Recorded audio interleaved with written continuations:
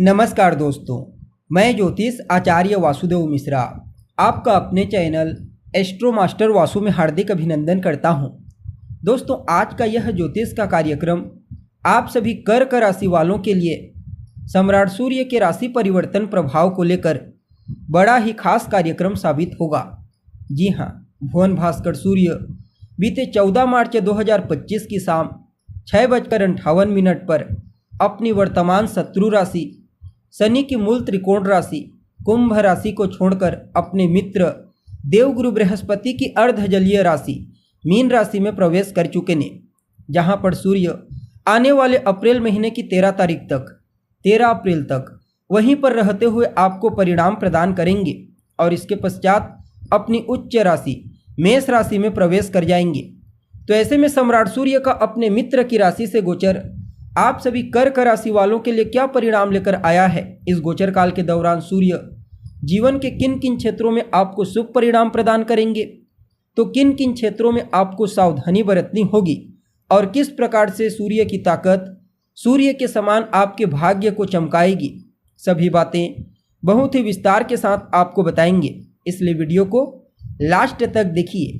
और अगर आप अपनी जन्म कुंडली पर हमसे परामर्श लेना चाहते हैं तो आपको हमारा कॉन्टैक्ट नंबर स्क्रीन पर और डिस्क्रिप्शन बॉक्स में मिल जाएगा, जहां से आप व्हाट्सएप के थ्रू अपॉइंटमेंट लेकर अपनी जन्म कुंडली का बड़ी बारीकी से अध्ययन करा सकते हैं।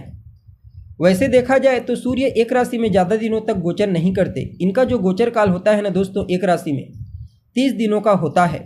इसलिए हर महीने सूर्य अपना राशि परिवर्तन करते हैं, जो कि एक सामान्य सी बात है। लेकिन सूर्य अपने कारक तत्वों के चलते हमारे जीवन के विभिन्न पहलुओं को प्रभावित करते हैं, चाहे फिर मान सम्मान के रूप में हो, पद प्रतिष्ठा के रूप में, सफलता के रूप में, ऊंचाई आरोग्यता के रूप में। सूर्य अपने इन्हीं कारक तत्वों के चलते हमारे जीवन पर व्यापक प्रभाव रखते हैं और जब बलवान अवस्था में गोचर करते हैं तब भी ऐसा ही परिणाम उस गोचर काल के दौरान प्रदान करते हैं। और इस बार भी कुछ ऐसा ही शुभ परिणाम आपको अपने जीवन काल में देखने को मिलेगा।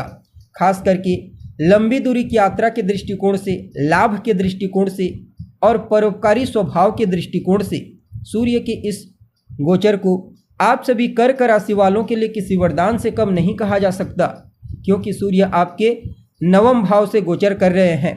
कुंडली का नवम भाव आपके धर्म का, आपके अध्यात्म का, आपके भाग्य का घर होता है और सूर्य स्वयं नवम स्थान के कारक प्लेनेट हैं। अतः जब भी सूर्य का गोचर 9th हाउस से होता है तो यह भाग्य को तो जागृत करते ही हैं, साथ ही साथ आत्मा के ग्रह हैं। ऊपर से जो राशि है मीन राशि, यह अध्यात्म की सबसे महत्वपूर्ण राशि है, राशि चक्र की अंतिम राशि। परिणाम स्वरूप सूर्य का यह गोचर बड़ा ही अद्भुत साबित होगा। सूर्य और बृहस्पति, क्योंकि बृहस्पति अभी आपके लाभ के घर से गोचर कर रहे हैं, भाग्य अधिपति बनकर उनके साथ सूर्य 3रे 11वें का लाभ का संबंध बना रहे हैं। परिणाम स्वरूप इस गोचर काल के दौरान आपको भाग्य का तो साथ मिलेगा ही मिलेगा प्रबल रूप से, साथ ही साथ ये दोनों ग्रह मिलकर के आपकी आध्यात्मिक चेतना को जागृत कर देंगे और धर्म अध्यात्म से जुड़े जितने भी कार्य होंगे सभी कार्यों में आपको लाभ की प्राप्ति होगी। सूर्य की यह स्थिति आपके पारिवारिक जीवन के दृष्टिकोण से भी अनुकूल रहने वाली है। पारिवारिक जीवन की आर्थिक समस्याओं को सूर्य दूर कर देंगे और आर्थिक लाभ के एक नहीं बल्कि अनेक अवसरों की प्राप्ति आपको होगी। और कहीं न कहीं 9वां घर रिश्तों में आपके पिता का होता है, तो पिता के साथ आपके तालमेल को बेहतर बनाएंगे। पहले के मुकाबले उनका सहयोग, उनका समर्थन और उनका जो एडवाइस होगा ना दोस्तों, वह आपके लिए गुरुवाणी के समान कार्य करेगा।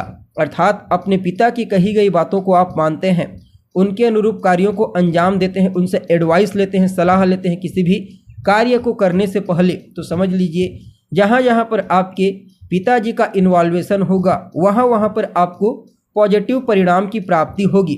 बाकी यात्रा के दृष्टिकोण से भी समय प्रॉफिटेबल रहने वाला है। खास करके लंबी दूरी की यात्रा के दृष्टिकोण से ज़्यादा लाभप्रद साबित होगा।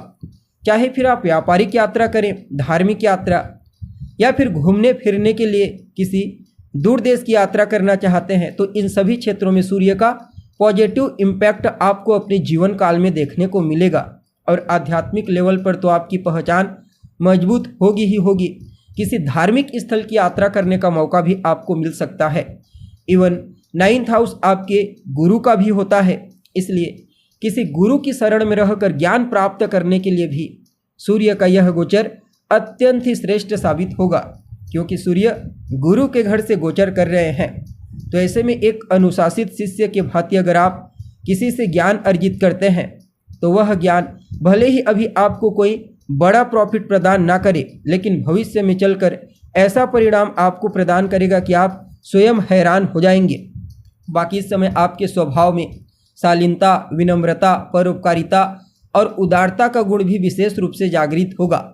और ये जितने भी गुण हैं ना दोस्तों, ये न सिर्फ कार्य क्षेत्र में आपको मजबूती प्रदान करेंगे, बल्कि सामाजिक क्षेत्र में, धार्मिक क्षेत्र में भी आपकी अलग पहचान बनने वाली है। इवन असहाय लोगों की मदद करना आपकी पहली प्राथमिकता होगी। अर्थात जहाँ पर भी आपको असहाय लोग दिख जाए, जिन्हें जिन चीज़ों की आवश्यकता हो, तो आप अपने हैसियत के मुताबिक आपके पास जो कुछ भी रहे, जितनी भी मात्रा में, उसी के आधार पर सामने वाले की सहायता करने का आप प्रयास करेंगे और कहीं ना कहीं उनके द्वारा आपको ब्लेसिंग की प्राप्ति होगी। यानी कि जब आप किसी की मदद करेंगे तो उनका आशीर्वाद आपको सकारात्मक रूप से प्राप्त होगा। बाकी सूर्य आपके दूसरे घर के स्वामी बनकर भाग्य के स्थान से गोचर कर रहे हैं, तो जब भी भाग्य स्थान से किसी भी भाव के स्वामी का कॉम्बिनेशन बनता है तो उन क्षेत्रों में भाग्य का साथ दिलाते हैं। दूसरा घर आपके कुटुंब परिवार का होता है, आपकी स्पीच, आपकी वाणी, आपके खान पान, आपकी प्राथमिक शिक्षा और पैतृक संपत्ति को बताता है। और सूर्य भाग्य के घर में है, इसलिए पैतृक संपत्ति से संबंधित जितने भी कार्य हैं, कोई विवाद चल रहा था तो वह विवाद दूर हो जाएगा।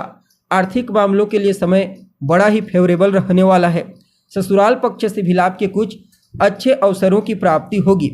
वैसे तो आपकी वाणी को प्रभावशाली बनाएंगे, इसमें कहीं कोई दो मत वाली बात नहीं। आप जहां भी रहेंगे, कार्य क्षेत्र में, सामाजिक क्षेत्र में, धार्मिक क्षेत्र में, आपकी वाणी की प्रभावशीलता हर किसी को आपकी ओर अट्रैक्ट करेगी।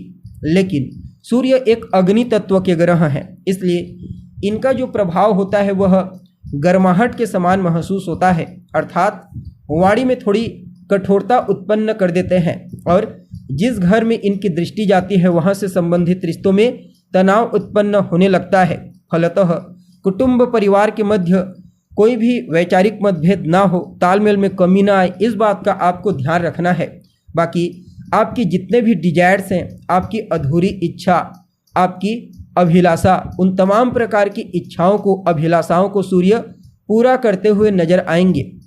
सिर्फ इतना ही नहीं, शासन प्रशासन से जुड़े जितने भी पेंडिंग पड़े हुए कार्य हैं, सभी कार्य एक एक करके पूरे होते चले जाएंगे। बृहस्पति जो कि अभी आपके लाभ के घर से गोचर कर रहे हैं, उनके साथ लाभ के संबंध में होने के चलते आपके डिजायर्स को तो पूरी करेंगे ही करेंगे, साथ ही साथ भौतिक सुख सुविधा की प्राप्ति भी आपको अपने जीवन काल में होगी। इसके अलावा आपके कम्युनिकेशन स्किल्स को बूस्टिंग प्रदान करेंगे, आपके पराक्रम, आपके पुरुषार्थ को बढ़ाएंगे और कहीं ना कहीं आपके छोटे भाई बहनों के करियर के दृष्टिकोण से भी समय को काफ़ी अनुकूल कहा जा सकता है। इस समयावधि में आकस्मिक लाभ के भी कुछ अच्छे अवसर आपको प्राप्त होने वाले हैं। यह गोचर कहीं ना कहीं आपको बिना मेहनत के, जैसे कि लॉटरी, सट्टा, शेयर, इन क्षेत्रों से भी कुछ मामलों में लाभ प्रदान कर सकता है।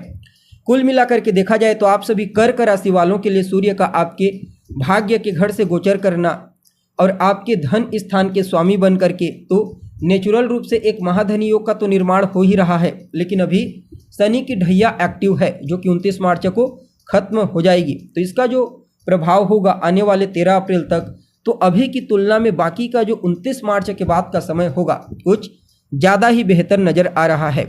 कुल मिलाकर के समय को काफ़ी अनुकूल कहा जा सकता है। फिर भी क्या कुछ उपाय आप कर सकते हैं, तो अपने गुरुजनों का सम्मान कीजिए। जी हाँ, आपके जो बड़े हैं, वरिष्ठ जन, उनका कहा जितना आप मानेंगे, अपने गुरुओं का सम्मान करेंगे, उतना ही ज़्यादा सूर्य का यह गोचर आपके लिए और ज़्यादा फेवरेबल हो जाएगा।